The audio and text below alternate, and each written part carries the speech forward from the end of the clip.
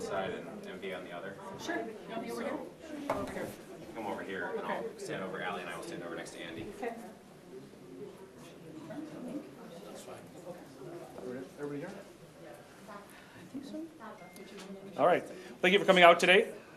My name is Ryan Wilson. I am an attorney for the Republican Party of Minnesota, and we're here to discuss a lawsuit that was filed this weekend, Saturday, regarding a violation of election law by Governor Walz. I'm here with co-counsel James Dickey and Allie Howe, who are representing the Minnesota Voters Alliance. Again, I'm Ryan Wilson. I'm representing the Republican Party of Minnesota.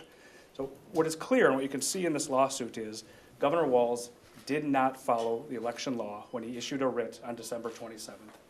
This lawsuit is being brought to ensure that the rule of law is followed, that our election laws are followed, and that we have a fair election in compliance with duly passed election laws by the legislature. So I'm going to turn it over to Chairman Plekish to give some additional remarks. Hello all, glad to be here. I've got some comments here I'd like to go through to make sure I get it exactly right. So we filed this lawsuit because we heard from our members and voters of the district who were frustrated with Governor Walz calling for a special election in violation of the law over the holiday week with insufficient notice. The residents of House District 40B deserve a special election as soon as possible, and by Governor Walz acting unlawfully, he puts that in jeopardy. This suit follows in line of successful cases where the Minnesota GOP and its members have turned to the courts to ensure that Democrats follow the law as written. The Republican Party successfully sued in October to force Hennepin County to comply with the law to add Republican election judges to the absentee ballot boards. One of our former candidates in House District 40B brought a successful election contest suit against DFL candidate Curtis Johnson, having violated the Constitution's residency requirements.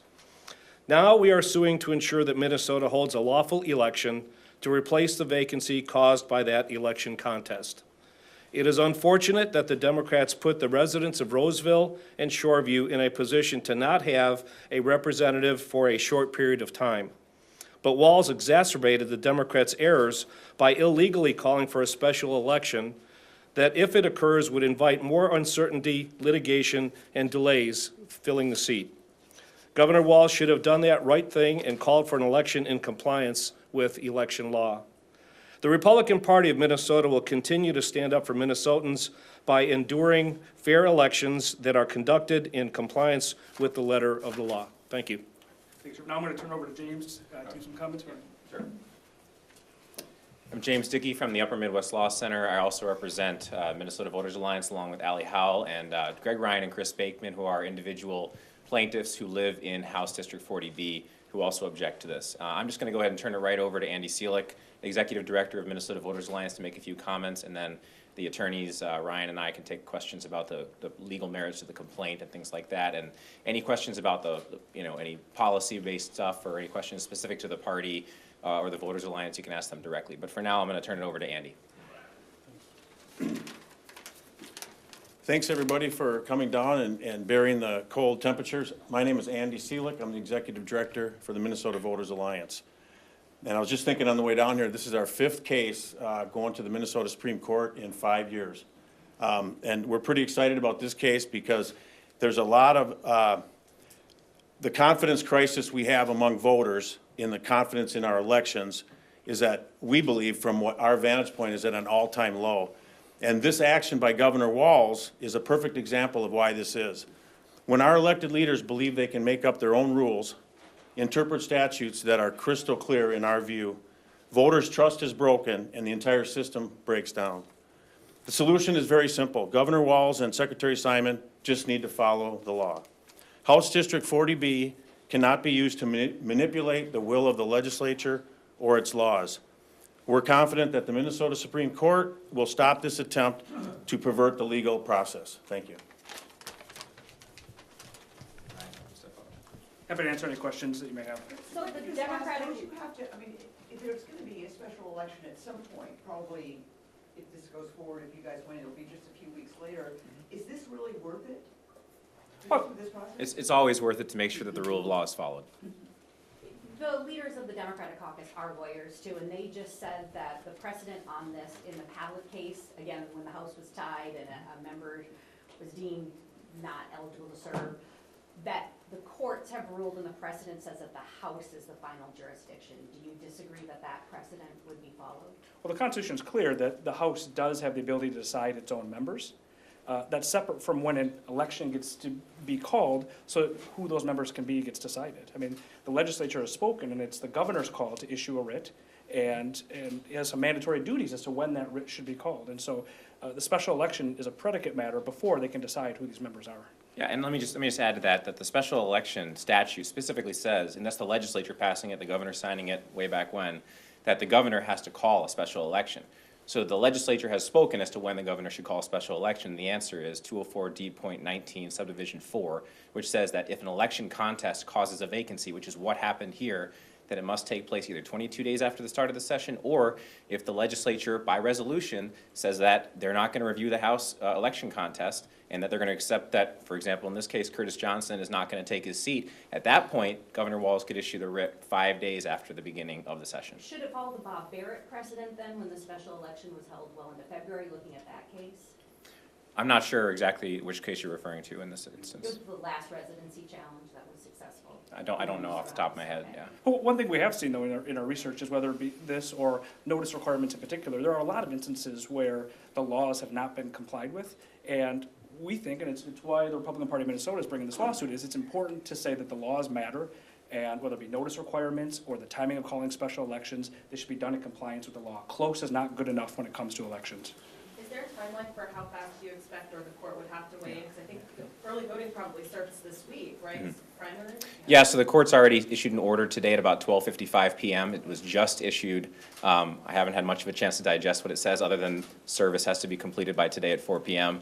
I believe it says, if I recall correctly, that by Friday, the respondents will have to answer. I believe next Monday, we have a reply brief we can file, and a hearing will be on January 15th. I think it's 10 a.m. at the Judicial Center. So the hearing will come after voting, after the primary? There is no primary right now set. Okay, oh, that's right, because there's no, Right. it's only SD6, okay. Right, never mind, yeah. sorry. I was confused. SD60 is I think it's different. important, James, you also had some examples that you brought for the court where special elections have been canceled almost up until the Oh, day yeah. before the election. Yeah, so in the recall petition filed against KT Jacobs in Columbia Heights last year, KT Jacobs went to the Supreme Court eventually and argued, and successfully argued, that the recall election was improper, inappropriate, and the Supreme Court canceled the February 13th recall election on February 9th. So the court has up until right before the special election to do that. We, of course, would hope the court would act as quickly as possible, given early voting exists. Until February 27th, essentially. Yeah. We think Or that's, January 27th. we think the court has until January 27th, but the court can act sooner, of course. Governor Walz's office is referring to 204D.19, and they're referring to special election when legislature will be in session, which says that it needs to be called as soon as possible. Can you explain why that statute would not apply in this case? Because subdivision 4, they're looking at subdivision 2, and subdivision 2 does not apply when there's a election contest that causes a vacancy. And that's what happened here. So the vacancy is caused by the special election and no other cause, because Curtis Johnson could not have resigned from anything on December 27th when the writ was issued. So the writ was improper on December 27th. We haven't seen a new writ issued or anything like that, a previous writ recalled or anything like that. That could change the calculus if Governor Walz decides to issue a new writ. We don't have that in front of us right now. What we have is a vacancy caused only by a special election, which Curtis Johnson even admits in his letter, the special election is what caused him to do what he did. So 22 days after the legislative session begins is the first day a writ can be issued unless the legislature acts otherwise. How do you feel about our high court? Minnesota has not politicized judicial races here. The majority have been appointed by Democrats. They tend to have a nonpartisan reputation. How do you feel about cases like this? I might be seeing multiple cases with a lot of political implications. Hey, no, we're confident in the Minnesota Supreme Court's ability to be a nonpartisan arbiter of these cases. James and I were here with the same plaintiffs, petitioners, back in October. We brought a challenge against Hennepin County for not appropriately staffing its absentee ballot board, and this same Supreme Court, ruled in these parties' favors. So to clarify, because the Senator Dietzick seat is not resulting from an election contest, it has different areas of statute that govern that way. So I know it's not your issue, but do you feel that timing of that special election is proper? I mean, I don't have any real comment on the Senate District 60 race, because we brought this race because it was because of the election contest that the vacancy resulted, so the writ was clearly improper, and the writ was clearly improper then. The writ right now, for the Dietzick seat, Senate District 60, that's, you know, the writ itself was issued after the vacancy occurred in that case. I will add one caveat to that, and so one of the other, there's two primary claims in this lawsuit. One is that the writ should not have been issued until at least 22 days after the first day of session, or 5 days if they come together and want to accelerate that, and they establish a quorum, and they can pass a resolution. But the other issue is regarding notice, and so there's a requirement that there must be at least 5 days' notice before the end of the filing period for affidavits of candidacy.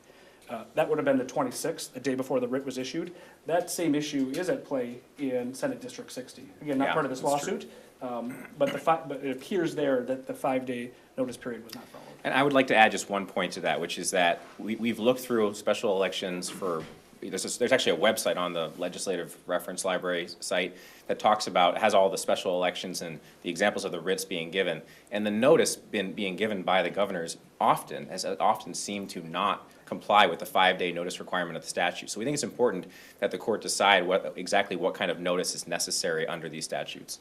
And the governors need to comply with that. I Yeah. may have missed this, but did you say what time period Governor Walz has to respond to this lawsuit? I believe by Friday. By Friday?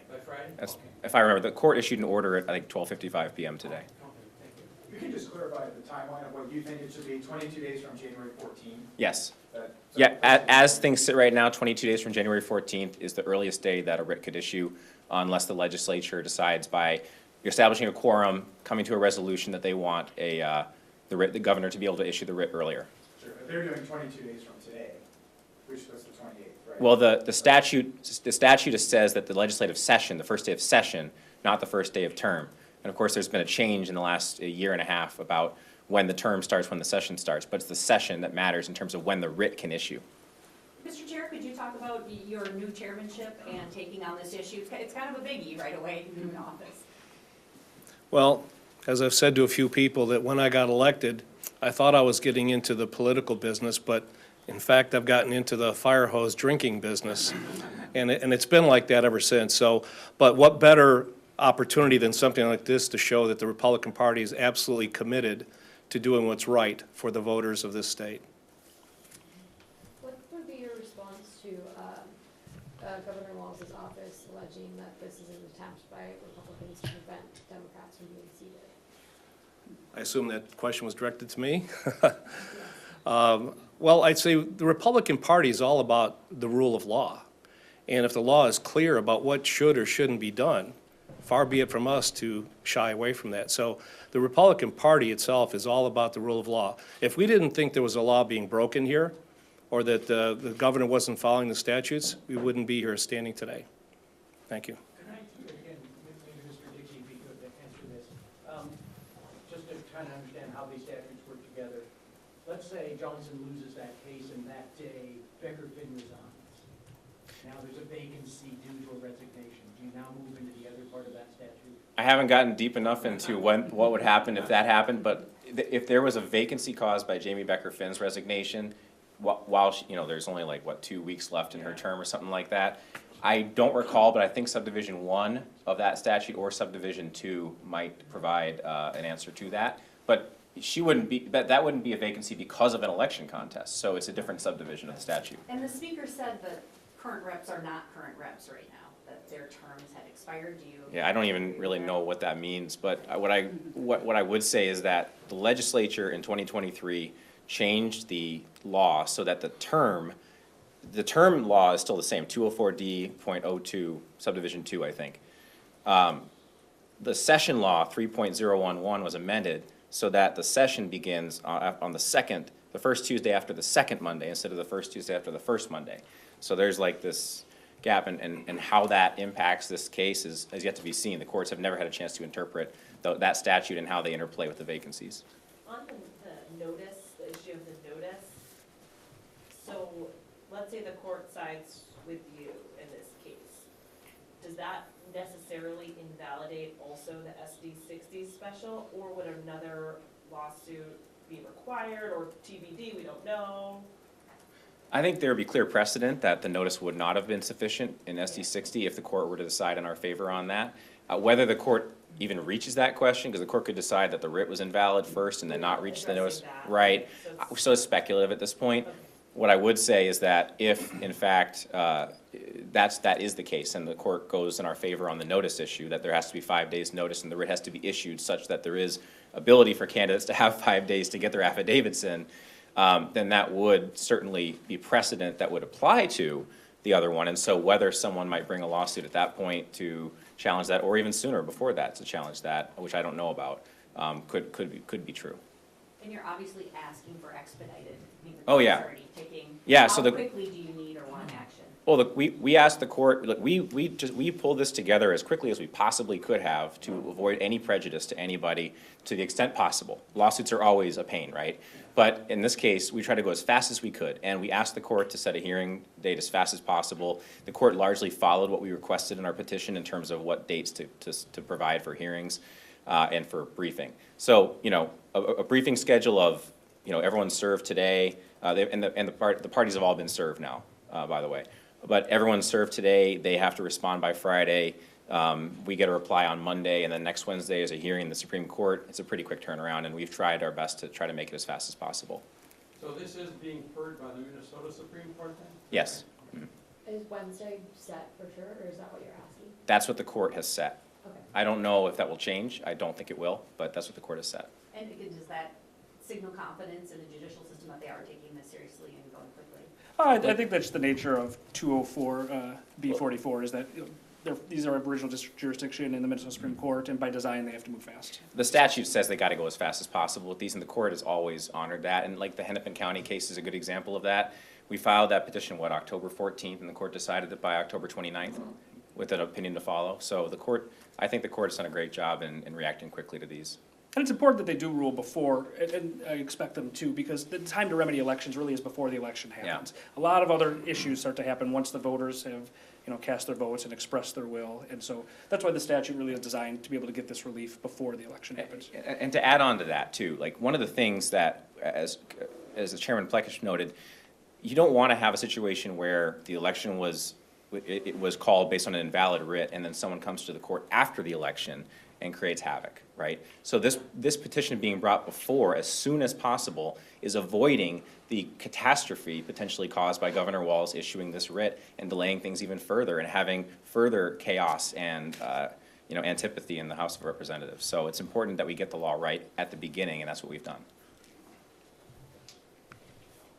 Could you comment on how the governor's writs of special election, and in particular this writ, negatively affects, or particularly affects, minor parties? I'm the political director of the Libertarian Party of Minnesota.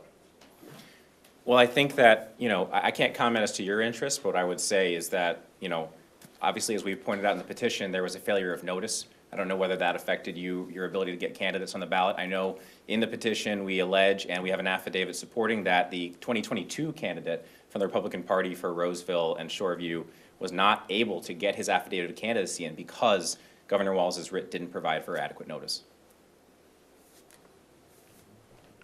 All right. Well, thank you. Yep, thank you all. By the way, I have a press release from the Libertarian Party. Good job.